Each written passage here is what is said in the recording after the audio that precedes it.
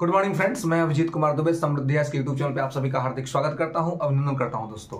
तो जैसे कि पहले तो उन सभी छात्रों को बहुत बहुत बधाई, शुभकामना। लगातार मैसेज कर रहे थे, कॉल कर रहे थे और बोल रहे थे सर आजकल यूट्यूब पे आ नहीं रहे हैं आप।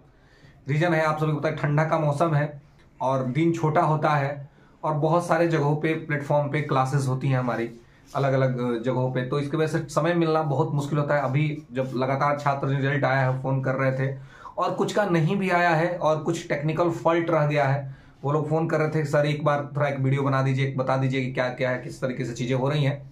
तो मैंने थोड़ा ऑब्जर्व किया पूरी चीजों को। आगे इधर बीपीएससी का भी 70वीं बीपीएससी का एग्जाम हुआ था, उसके बाद अब मेंस के लिए स्टूडेंट्स को ये चीजें हो रही हैं, तो इसलिए थोड़ा समय नहीं मिल पाता, जिसकी वजह से मैं यूट्यूब पे बहुत ज्यादा एक्टिव नहीं हो पा रहा हूं, इसलिए क्षमा चाहूंगा।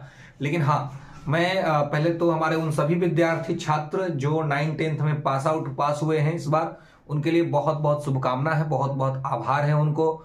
और ईश्वर करे कि अब वो जहां पे जाएं अपने वर्क काम के स्थल पे, वहां पे इतना बेहतर तरीके से आप काम करें कि वहां के सरकारी स्कूल से पढ़ने वाले विद्यार्थियों के माता पिता अपने बच्चे पे गर्व की अनुभूति करें। तो इसके लिए आप उनको बेहतर तरीके से पढ़ाइए और बेहतर तरीके से काम कीजिए। आपका सपना पूरा हो गया, आप शिक्षक बन गए हैं और अब आपको बिहार का सपना पूरा करना है। बिहार की जो उम्मीद है आपसे, बिहार के गरीब कमजोर वंचित परिवार जो अपने बच्चे को प्राइवेट स्कूल में मोटा फी देकर के एडमिशन नहीं करा पाते, नहीं पढ़ा पाते, उनका बच्चा सरकारी स्कूल में पढ़ने जाता है, तो वहां पे बीपीएससी पास शिक्षक आप जब जाइएगा तो आप ऐसा करिए, इतना ईमानदारी से उनको पढ़ाइए, वचन लीजिए कि आप ईमानदारी से उन्हें पढ़ाएंगे, बेहतर काम करेंगे, जिससे कि भविष्य में बिहार को शिक्षा को लेकर के जो एक छवि जो बनी हुई है वो छवि आप सुधारेंगे। ये आपका परम कर्तव्य बनता है। इसके अलावा जिन छात्रों का रिजल्ट नहीं हुआ है, देखिए पहले तो जो कट ऑफ पे मैं बात कर लेता हूं। कट ऑफ बहुत हाई गया है बहुत सारे सब्जेक्ट्स में, और इसका सीधा सा रीजन ये रहा है कि एक तो रोस्टर में बहुत बड़ा परिवर्तन हुआ और BC1 BC2 खास करके BC1 और EWS की जो कम्युनिटी है, जो छात्र हैं, उनके साथ बहुत अन्याय हुआ है, ये मैं कहता हूं। और मैं चाहता हूं कि इसको सरकार को अब ठीक करना पड़ेगा, इसको सही करना पड़ेगा। आप रिजल्ट के टाइम पर सीट बचा लेते हैं, आप कटअप बढ़ा देते हैं, अचानक से कैटेगरी में जो सीटें हैं उसको आप कम कर देते हैं। जैसे EWS कैटेगरी की सीटें इतनी कम कर दी गई, आज देख लीजिए कटअप कहां पे पहुंच गया EWS का। BC1 का जो कटअप है वो UR के कटअप के बराबर चला गया है मैथ के अंदर में। ये क्या चल रहा है, ये क्या हो रहा है? तो ये सारी चीजों को देखना पड़ेगा। माफ कीजिएगा, थोड़ा सा गला से भी मेरी अब लगातार चूंकि बोलना होता है तो गला पे भी थोड़ा सा असर पड़ रहा है, कोल्ड का मौसम है, तो इसके वजह से थोड़ी सी आवाज की दिक्कत हो सकती है आप लोगों को, तो क्षमा चाहूंगा उसके लिए। तो ये समझना पड़ेगा कि ये किस तरह की चेंजेस हो रही हैं। आयोग को और जो है सो अध्यक्ष महोदय को देखना पड़ेगा और सरकार को इस चीज को देखना पड़ेगा कि किस तरीके से इन चीजों को आप ठीक कर सकते हैं, इन चीजों को आप सही कर सकते हैं। ये बहुत इंपॉर्टेंट है और बहुत जो है सो कि जरूरी है, क्योंकि अगर इसको ठीक तरीके से नहीं देखा गया और ठीक तरीके से नहीं किया गया तो ये अपने आप में बहुत बड़ा मुश्किलात खड़ा कर देगा छात्रों के लिए। बहुत से छात्र जो लगातार मतलब मेहनत किए, मतलब कुछ छात्र में भाव विभोर हो गया, रोना आ गया, वो खुद रो रहे थे कि सर पिछला बार भी टाई ब्रेकर से रह गए, इस बार भी टाई ब्रेकर से रह गए, है ना। एक छात्र तो ऐसे हैं वो मतलब 100 मैथ के अंदर में 101 कट ऑफ EWS का, वो 101 नंबर उसका आ रहा है और उसका रिजल्ट शो नहीं कर रहा, उसका रिजल्ट नहीं दिखा रहा है। तो बहुत तरह के इस तरह के छात्र हैं जिनके रिजल्ट्स जो है सो कि नहीं हुए हैं, और कुछ रिजल्ट्स तो इस वजह से नहीं हुए हैं क्योंकि टेक्निकल फॉल्ट बीपीएससी के द्वारा किया गया है, इसके वजह से।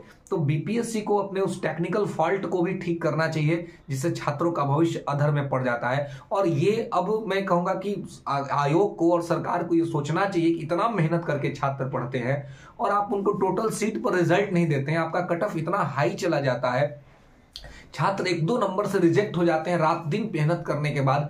तो कृपया आप ना बैकलॉग सीट ऐड कर रहे हैं, ना आप वेटिंग लिस्ट दे रहे हैं, ना आप सप्लीमेंट्री रिजल्ट दे रहे हैं। भैया आप चाहते क्या हैं? आप क्या चाहते हैं? छात्रों के भविष्य के साथ किस प्रकार का अन्याय करना चाहते हैं और क्यों करना चाहते हैं? आप कम से कम वेटिंग लिस्ट का तो व्यवस्था कर दीजिए। आप बैकलॉग नहीं ऐड करोगे, आप सप्लीमेंट्री नहीं दोगे, तो आप वेटिंग लिस्ट तो दो, वेटिंग लिस्ट दो। 1 नंबर से जो छात्र छूटा है उसका हो जाए ना कम से कम, क्योंकि आपने सीट बचा रखा है। आप कहते हैं मैं आगे भी वैकेंसी लेके आऊंगा, ये क्या चल रहा है साहब? टीआरई 1 में आपने एक बड़ी सीट निकाली, टोटल सीट पे रिजल्ट नहीं दिया। टीआरई 2 में आपने बड़ा सीट निकाला, टोटल सीट पे रिजल्ट नहीं दिया। टीआरई 3 में आपने निकाला और टोटल सीट पे रिजल्ट नहीं दिया। और आपका जो सीट बच रहा है वो बहुत तरह से बच रहा है, केवल इसी से नहीं बच रहा है, बहुत प्रोसेस से आपका सीट बच रहा है। बहुत सारे, मैं बताऊं अभी सुबह से जो मुझे कॉल्स आए हैं 9th 10th में जो छात्र हैं, या उधर 1 to 5 6 to 8 के जो रिजल्ट्स आया था, उसमें बहुत से छात्र हैं जिनका 1 to 5 और 6 to 8 दोनों में रिजल्ट हुआ है। अभी भी 6 to 8 में भी रिजल्ट हुआ है, 9th 10th में भी रिजल्ट हुआ है। तो 9th 10th ना ज्वाइन करेगा वो छात्र, तो उसका खाली हो रहा है ना सीट। तो साहब आप इतना मेहनत को कैसे इग्नोर कर सकते हैं भाई? हम लोग देखते हैं लाइब्रेरी में और हॉस्टल्स में कैसे छात्र रह करके बेसिक नीड पे पढ़ाई कर रहा है, घर से सपना लेके आया है शिक्षक बनने का, और बहुत बेसिक चीजों के साथ वो अपनी तैयारी कर रहा है, बहुत स्ट्रगल कर रहा है। और एक नंबर से अगर आपका कट ऑफ 102 है और किसी छात्र का नंबर 101 है, तो क्या वो मेरिटोरियस नहीं है? क्या ये एक नंबर मेरिट को डिसाइड कर देगा? एक नंबर तो कहीं पे भी इधर उधर हो सकता है ना साहब। तो ये चीज को थोड़ा देखना पड़ेगा, आपको वेटिंग लिस्ट का प्रावधान करना चाहिए, नहीं तो ये बहुत बड़ी ये मुश्किलात पैदा कर देगी, खड़ा कर देगी। तो प्लीज ये मेरा आग्रह है सरकार से, आयोग से, कि आप वेटिंग लिस्ट जारी करें और इस बार इसमें जो 1-2 नंबर से छात्र छूट गए हैं उनको ले लिया जाए, उनका चयन कर लिया जाए दोस्तों। तो इस चीज को यहाँ पे ध्यान रखिएगा।